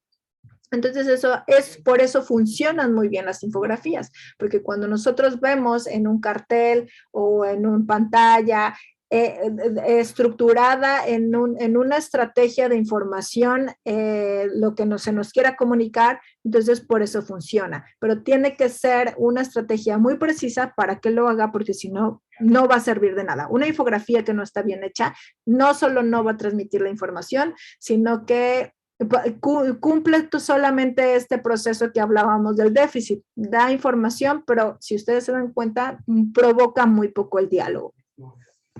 Entonces, ¿qué es y qué no es una infografía? Una infografía son gráficos informativos. Una pregunta que siempre se ha tenido es si los memes pueden considerarse una infografía, porque es un gráfico informativo y una representación visual de datos. No todos los memes, pero hay memes que se hacen hay una página que se llama Divulgaciencia en Facebook, me parece. Creo que se llama así Divulgaciencia, si luego la ven. Y hay una buenísima de infografías sobre ciencia. Y muchas de esas infografías son memes. Entonces, algunas se prestan y aplican a las características que nos pone Cairo, algunas otras no. Entonces, pero si nosotros nos vamos con solo la definición básica de qué es un gráfico informativo o representación visual de datos para ser leída, y no tiene que ser, no implica esto que sean palabras únicamente, nosotros podemos leer, nuestro cerebro puede leer imágenes, dibujos, y busca causar un impacto social. Eso es importantísimo. Lo que no es y lo que generalmente estamos acostumbrados a ver es que se piensa que solo es para ser observada. Y lo que él propone es que la observación es el primer paso de todo un proceso mental o neurológico que hacemos y que tiene que llegar al cuestionarse, a la reflexión y al cuestionamiento. Si no se genera todo esto, entonces tu infografía es mala, ¿no? Si tu infografía solo sirve para ver y decir, ¿qué es esto? Como las gráficas que solemos usar en nuestros artículos o capítulos especializados son infografías. Son gráficos informativos que están representando datos de un tema, que solo nos dicen algo a los especialistas. Pero si esto ustedes lo ven a grandes rasgos, después sabemos que es la tasa de desempleo en un país imaginario, pues nos va a decir muy poco. ¿A qué se refiere este 6%, 4%, 9%? No estoy entendiendo. Sé que en 2010 está incrementando, pero ¿respecto a qué o por qué? Entonces, no todas las infografías se prestan para todo y no únicamente sirven para ser observadas. Y lo otro es que se piensa también que tienen una función puramente estética. Esto, aunque no lo crean, es una infografía. ¿Qué dice? Pues vayan ustedes a saber, tiene que decir algo acá abajo que aparte está muy chiquito, pero bien, esta cosa puede estar en el Museo Contemporáneo de aquí de Jalapa, ¿no? No es algo estético. Entonces, tienen que ser muy bonitas porque tienen que llamar la atención, es cierto, tienen que tener un equilibrio en colores. Les voy a pasar una infografía de él hace una infografía de cómo hacer infografías. Entonces, eso se las voy a pasar para que ustedes lo apliquen y no solo para esta clase, sino para siempre. Y que no solamente sea estético, ¿no? Yo alguna vez, y eso me impactó mucho y dije, ay, qué padre, pero creo que solamente era yo la que estaba viendo este cuadro. En este museo que está en la Ciudad de México, que no sé cómo se llama, pero le dicen, hay como la barrita de Marinela, no, ¿cómo se llama? Esta torre que hicieron ahí por la Suavicrema, exactamente. Seguramente ustedes la conocen, saben de lo que estoy hablando. Hubo una exposición digital justamente de cómo pasar los datos masivos, eran datos masivos a diferentes medios digitales, ¿no? Uno de ellos era una infografía, pero hubo una que me gustó muchísimo porque era de un antropólogo. Y este antropólogo lo que hizo es le dio un celular a una familia. Esta familia estaba conformada por la mamá, un hijo adolescente, un hijo bebé y la mamá de la mamá, es decir, la abuelita. Y les dio un celular a ella, a la mamá. Y lo tuvo ella, porque ya ven que los celulares tienen GPS. Entonces lo que hacía era, hizo un análisis antropológico sobre los mensajes que se mandaban, obviamente con la autorización de la familia y todo, y seguir en el GPS los lugares donde estaba la mamá dentro de la casa. Entonces lo que mostraba la infografía, que era algo muy parecido aquí a esto, era cómo a lo largo de 5 años el centro de atención de la mamá giraba respecto a los otros integrantes. Entonces, cuando nace el bebé, todo se ve como la mamá únicamente está en su cuarto o en el cuarto de bebé, ¿no? Pasan a cierta edad y cuando se ve que el chico puberto pasa la adolescencia, se ve como la mamá, todos los mensajes y toda su vida y su posición dentro de la casa era en el cuarto del adolescente. Y de repente en esos 5 años la mamá empieza a enfermarse, la abuelita empieza a enfermarse, empieza ya, ahora sí que con achaques de abuelita, y el último periodo de los 5 años se ve cómo la mamá pasa tiempo o en la sala donde está la abuelita y todos los mensajes giran alrededor de la enfermedad de la abuelita o de la abuelita, ¿no? Entonces se ve todo en este periodo de tiempo, ¿no? De 5 años. Y el gráfico era más o menos así. O sea, lo que nos estaba mostrando era cómo se movía la mamá respecto a todo el diagrama de la casa. Y estaba muy interesante, pero les digo, no sé si estaba yo, nada más me pasé horas ahí yo viendo y captándole porque soy antropóloga. No sé si quienes estaban alrededor, porque era para público en general, le interesó lo mismo, pero era un diagrama muy, muy parecido así. Entonces, no es solamente estético, ni sirve únicamente para ser observado. Bueno, aquí lo que sucede fue, y es por qué Cairo se vuelve Cairo, el padre de la infografía, es porque él estaba estudiando, más bien, él se dedicaba a hacer artículos de prensa, pero normal, no de divulgación, o sea, él es reportero.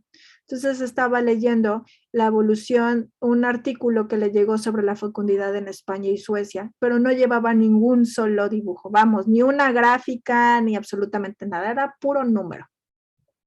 Entonces lo que él tenía que que hacer un reportaje de este artículo porque había ganado no sé qué tantos premios.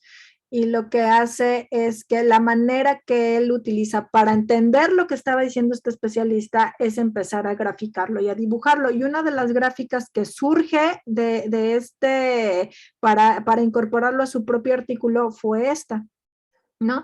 Y lo que él menciona es, bueno, no solo debemos de provocar que el público o la otra persona vea, sino que se pregunte, explore, profundice y hacer evidente lo que los otros ojos no ven de ese texto que se está viendo. Entonces empieza a jugar, ¿no? Empieza a jugar, a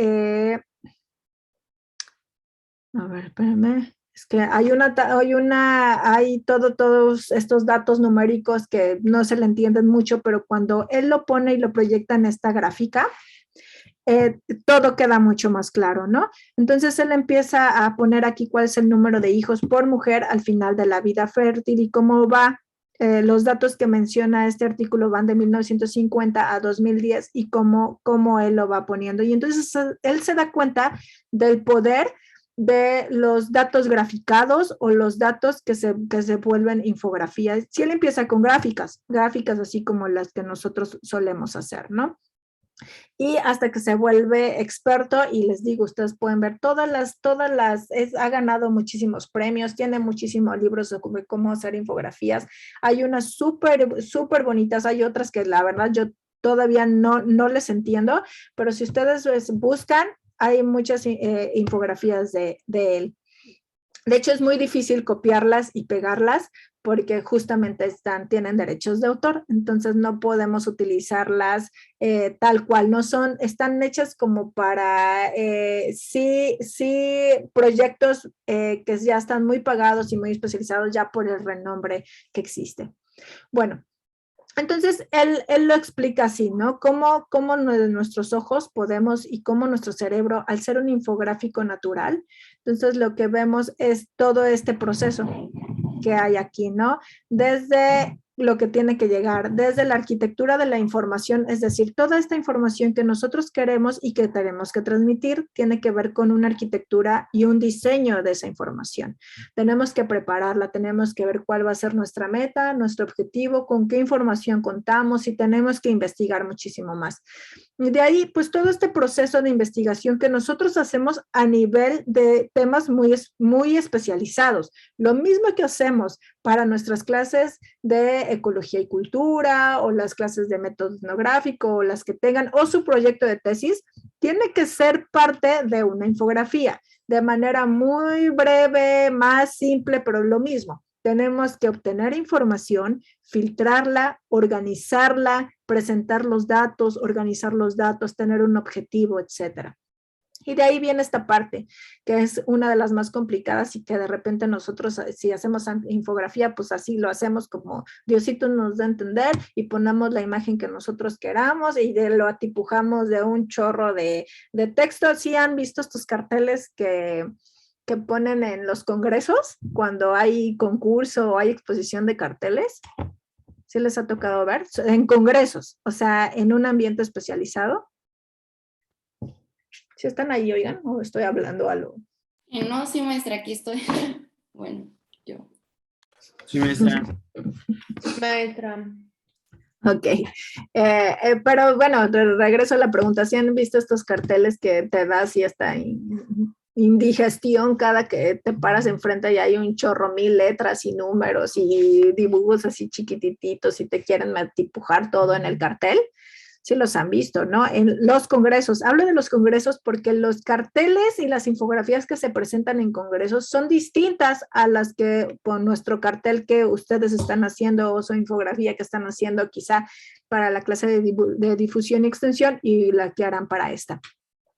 Son distintos, tienen objetivos distintos, ¿no? A mí en lo personal me aburren mucho la de los congresos porque justamente no provocan en mí es todo más allá de ver y reflexionar y buscar y bueno, hay uno luego va por compromiso a escuchar al ponente. Bueno, aquí una parte que tienen los carteles de los congresos es que siempre está el autor ahí. Y siempre te está dando la charla y explicando el cartel mientras tú estás viendo. Entonces, el cartel no está funcionando por sí solo. ¿no? Lo que no te está llegando en el cartel o visualmente te está entrando por el oído, porque el ponente está ahí diciéndotelo y diciéndolo 1,000,000 horas. A mí por eso no me gusta hacer carteles, porque lo que haces en una ponencia en 15 minutos, en el cartel de 2 horas tienes que repetirlo 5 veces por cada quien que va. Es valioso eso, otra mecánica de la difusión, y hay pendientes para quien les tocó exponer sobre difusión, que es entre pares académicos, es distinta.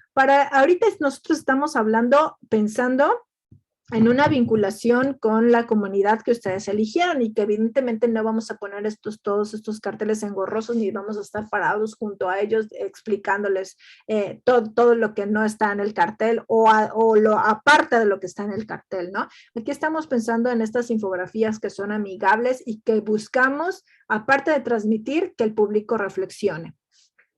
Entonces tiene que ver con la edición, la escritura, el diseño, el color, el tamaño, la ubicación, pero si se dan cuenta, generalmente únicamente nos centramos en esto y si bien es la parte central, no puede constituirse o llevarse a cabo si primero no está una arquitectura de la información y después sigue todo este proceso que son nuestros objetivos. Es decir, una vez que nosotros obtenemos información y la diseñamos de acuerdo a todas estas características que tiene que tener una infografía, tenemos que visualizarla para que así nuestro cerebro empiece a actuar como un infograma. Es decir, tenemos que ver cuáles son los gráficos figurativos y cuáles son los gráficos no figurativos. ¿Y qué pasa? ¿Qué pasa en nuestro cerebro cuando vemos infografías? Bueno, aquí está de manera así como bastante clara, pero vean todo lo que está de por medio. Primero esta infografía que ya sabemos que es presentar información por medio de gráficos. Entonces, nuestro trabajo es presentar esta información de la manera más adecuada. Pero nuestro trabajo termina aquí. No hay necesariamente un diálogo. No hay necesariamente, no va más allá de este nivel participativo, ni integrador, ni de interacción. Hay solamente transmisión de conocimiento. Si ustedes quieren hacer eso, va, adelante. Después sigue esta parte que ya tiene que ver con la persona que se acerca a esta infografía o a la que le llega esta infografía o a la que va dirigida esta infografía. Él visualiza, pero no se queda, el punto es que no se quede solo aquí. Lo que busca hacer esta infografía es que explore, analice y estudie toda la información que se presenta en esta infografía. El objetivo de hacerlo y de que cada uno cumpla con estas partes es que provoquen la reflexión. Recuerden que lo que veíamos la vez pasada es, bueno, porque la idea de todos los proyectos de vinculación que tenemos que hacer es no solamente transmitir información, sino que la comunidad o nosotros como sociedad, como no especialistas en muchos temas, nosotros cuestionemos, seamos críticos de todo, seamos una sociedad que construya, que critique de manera consciente y solidaria. Eso es como nuestro objetivo, ¿no? Como especialistas o como antropólogos. Entonces, si no cumplimos nuestra parte y si no se logra que la otra persona logre toda esta parte, entonces olvídense de que haya reflexión o que haya tan siquiera una comunicación. Se queda en, haz tu infografía, públicala en el Face, quizá tengas unos 10 likes y listo. Entonces tenemos que provocar que haya un diálogo y para eso significa que la infografía debe ser parte de una estrategia como la que estamos construyendo en esta clase. No puede ser nuestra estrategia, no puede ser hacer infografías, porque entonces no se va a cumplir todo ese proceso de diálogo y de comunicación. Tiene que ser parte de toda esta estrategia y generalmente lo ideal es que vaya acompañada de un taller, una charla, un experimento, otro tipo de táctica para que vayan vinculadas y no vaya sola la infografía. Ok, ¿qué nociones de comunicación utiliza? Pues aquí está, ¿no? La transmisión. Hablábamos de que únicamente puede ser transmitir y también puede ser interaccionar. Aquí lo único que hace es transmitir. no cumple otro proceso, no es objetivo de la infografía. Lo que va a transmitir es información y lo hace a través del modelo del déficit. Es decir, solo no busca que haya un diálogo. Solo su mayor objetivo es que haya reflexión. La verdad es que es muy difícil, tiene que ir acompañado de esta estrategia y de otras tácticas, pero sí, repito, es completamente válido. Si lo que quieren es transmitir información fidedigna, leal de la antropología a través del modelo de déficit, entonces la infografía es una herramienta extraordinaria. Aquí estamos siguiendo este modelo que recuerden que vimos la vez pasada de, bueno, que este modelo del déficit o esta metodología del déficit, la noción del déficit que tenía la vinculación en los años, antes de los años 70, era justamente eso, que el público o la comunidad a la que nos dirigíamos pues estaba vacía, sin saberes, sin conocimiento. Nosotros éramos la autoridad que llegábamos y les dábamos todos en términos de vinculación o de divulgación, otorgábamos conciencia, ¿no? En esos términos de como si fuéramos Dios, ¿no? Les otorgamos la conciencia, vamos a concientizar, ¿no? Entonces, ese es el modelo del déficit. Recuerden que ahorita ya hay otros modelos como el PAS, que menciona que no, el público, la comunidad no está vacía, tiene conocimientos propios, tiene saberes propios y no buscamos esta participación para que a su vez ellos nos compartan sus saberes y entonces podamos hacer este círculo perfecto de una comunidad y una sociedad crítica. Entonces, la infografía asume que el receptor no es experto en el tema que estamos hablando y eso puede ser verdad o no, pero no está vacío. Tiene ya un sistema epistémico construido, una cosmovisión construida. Y para finalizar, pues está este esquema, ¿no? De qué esperamos en la comunidad. Esperamos no solo hacer la infografía y que se visualice, sino llegar a todos estos puntos, al 3, al 4, a la etapa 5, en el que esta persona, la comunidad, explore, analice, reflexione, ¿no? Sea un proceso de reflexión completo y de aprendizaje completo. Entonces les mencionaba, es difícil que nosotros lleguemos a saber que esta persona exploró, analizó y reflexionó si no evaluamos nuestra estrategia de infografía. Les repito, si nosotros vamos y la subimos a Facebook o vamos regalando infografías por la calle, ¿cómo vamos a saber si el público exploró, analizó y reflexionó? Eso está difícil, por eso siempre tiene que ir acompañada de una estrategia donde nos permita evaluar si en efecto la infografía, por muy bien hecha que esté, cumple con su objetivo. ¿Dudas de la infografía? ¿Comentarios de la infografía? ¿Podemos hacer una infografía? Por ejemplo, si nosotros en dado incluimos las infografías como estrategias, o sea, no sé qué tan apto sería para los diversos públicos, porque al menos en mi caso creo que no me funcionaría tanto una infografía, ¿no? O sea, quizá por los en niños. el caso de Briseida me parece que, no, era Diana la que quería hacer algo con los chicos de su comunidad, bueno, de su región, que quizá yo creo que a ella sí le funcionaría esta parte, ¿no? Sí, no es para todo público, por eso, espérenme, es que quiero pasarles una infografía de cómo hacer infografías. Y ahí van diciendo, tienes que ponerle tal color, tales colores, ya ven que los colores juegan un papel importante dentro de la psicología, entonces voy a buscarla bien. Maestra. Por ejemplo, en esta parte de la infografía muchas veces va a tener que ver con cuestiones psicológicas, ¿no?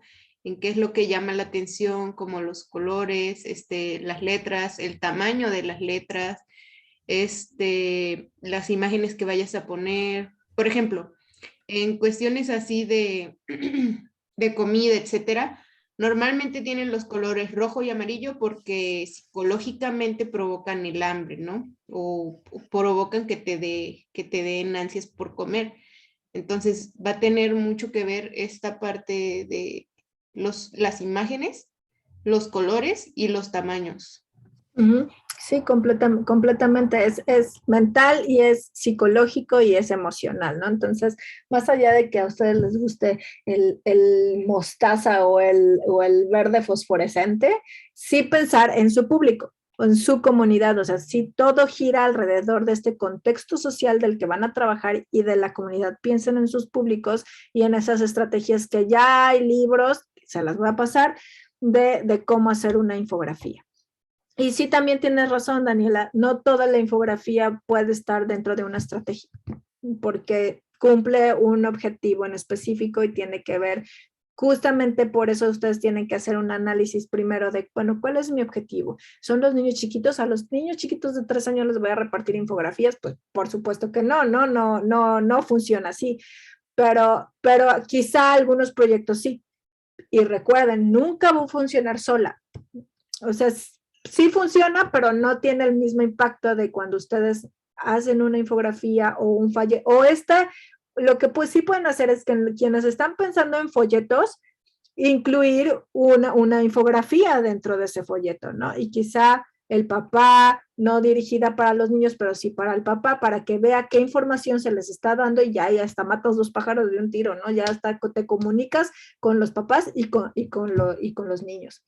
Entonces, tiene que ser parte de toda una estrategia de un público analizado, un público en específico y aparte acompañada de otras tácticas. No puede ir solita. Sí puede ir solita, es que yo también me niego a la cosa de decir, no hagan infografías, o sea, de la nada. Sí, para mí todo abona, todo es importante, aunque le llegue a una persona información fidedigna y especializada, no especializada, fidedigna, información confiable, pues, de la ciencia, creo que es valiosísimo, pero sí tampoco hay que subestimarlas o sobreestimarlas, mejor dicho, ¿no? Hay que acompañarlas de toda esta metodología para que tengan un efecto efectivo y hay muchísimo más detrás de toda esta infografía, ¿no? No solo una imagen, tiene que ver el cerebro, lo visual. Y hay un capítulo de este libro sobre todo un estudio, todo el estudio que se hace sobre los ojos, sobre qué es lo que ves primero, qué es lo que cuando ustedes están viendo algo de inmediato y hace todo ejemplifica lo que tú vas a voltear cuando veas una imagen, algo de mayor tamaño al promedio y de ciertos colores. Entonces, así tienes que hacer tus infografías, ¿no? ¿Qué es lo que quieres destacar y lo pones de tal tamaño y de cierto color? Por cómo funciona tu cerebro y los ojos.